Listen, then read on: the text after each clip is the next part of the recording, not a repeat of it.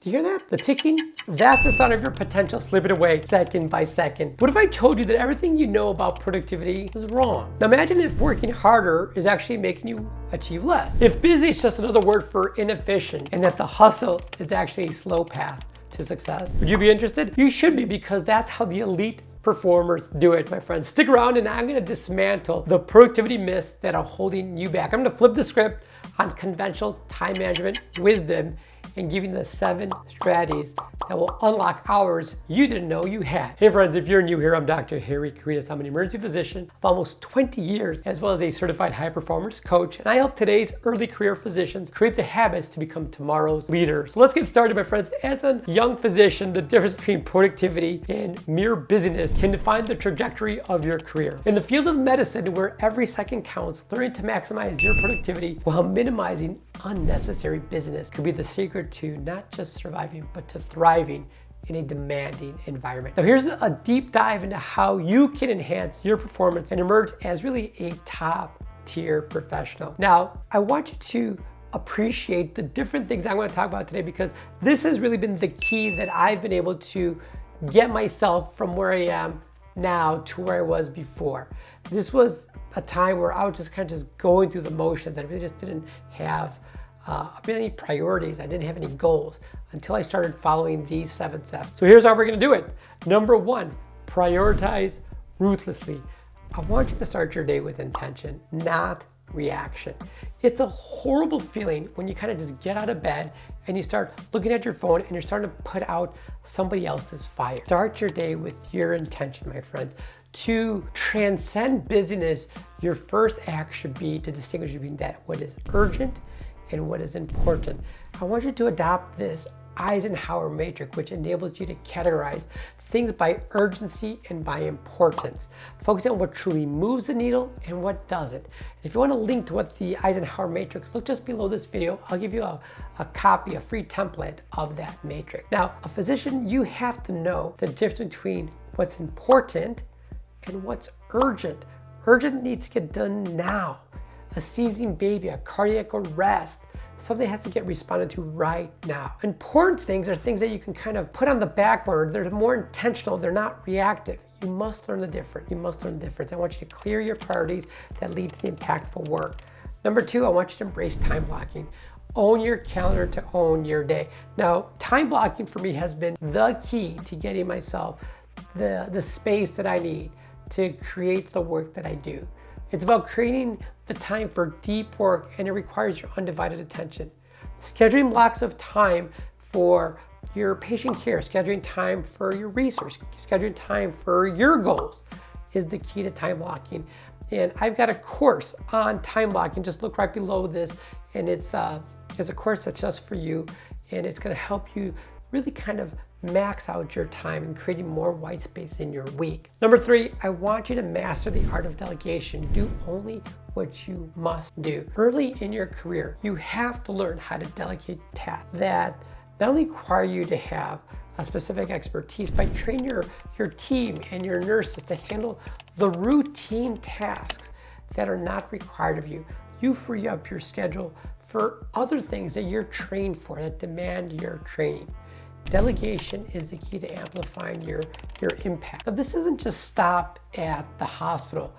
Early in my career, I made it a fact that I'm just going to delegate things that I just don't need to be doing. No, I delegate out my laundry. I had a service do that. I delegate out my lawn service. I delegated out that. It's the difference between doing $10 an hour work and $100 an hour work. If it's something that is a routine task for you, delegate it out and focus on what's important. Number 4, you have to say no to multitasking. Now, multitasking is a myth, and that really hampers your performance. The research is very clear on this, that multitasking can reduce your productivity up to 40%. And this was hard for me. I'll tell you why. I'm an emergency physician by trade, so we are taught to multitask. That's the heart of what I do. It's you're trying to spin 5 plates at the same time and trying to keep them all up. That's the heart of what I do in emergency medicine. But I realized that it's a fool's errand, and it was more dogma than actually reality. And really how I've changed my life clinically is I focus on one patient at that time. It's not that I know the other patients aren't there. Of course they're there. But I focus one patient, one chart, one task at a time. And it's been incredible. But more importantly, I've actually been able to bleed that into my personal life. That's why I do my 3 hours of deep work every morning on my days off. I schedule 3 hours of deep work and I just get that done.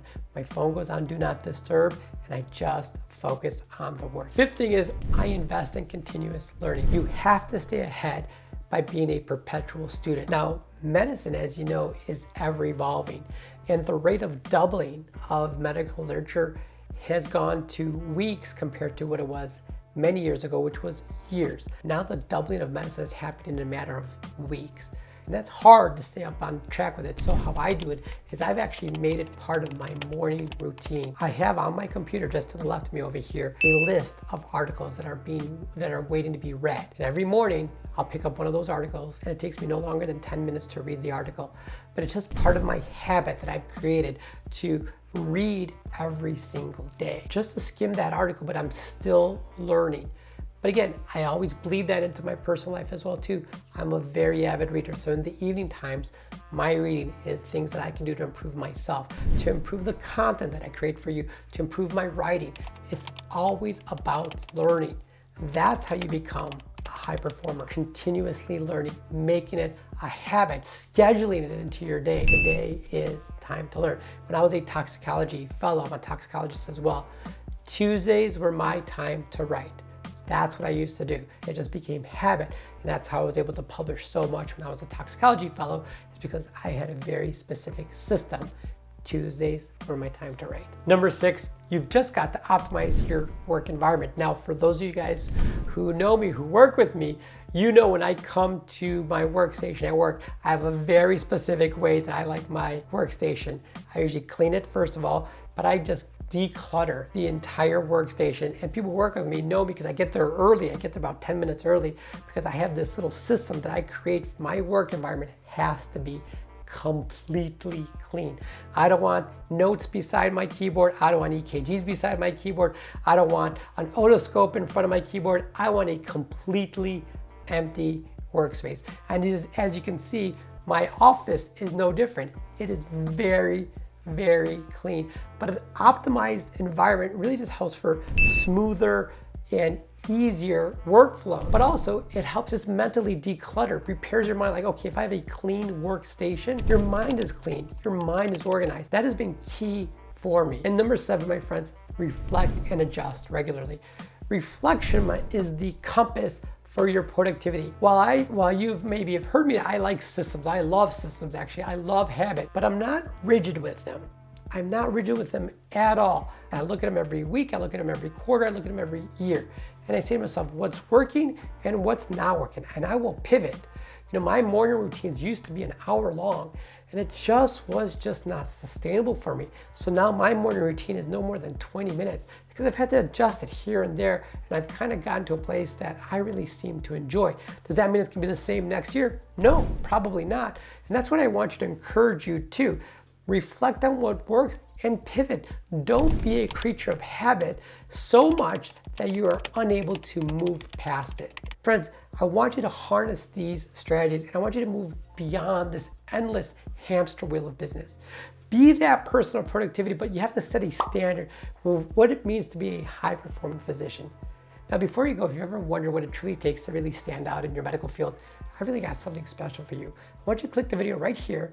I'm going to actually dive in and walk you through the 5 things that high performers do that you're probably not. It's a unique set of habits that really the elite professionals use every day to be at the top of their game. So until next time, friends, be good to yourself and each other. We'll talk again soon.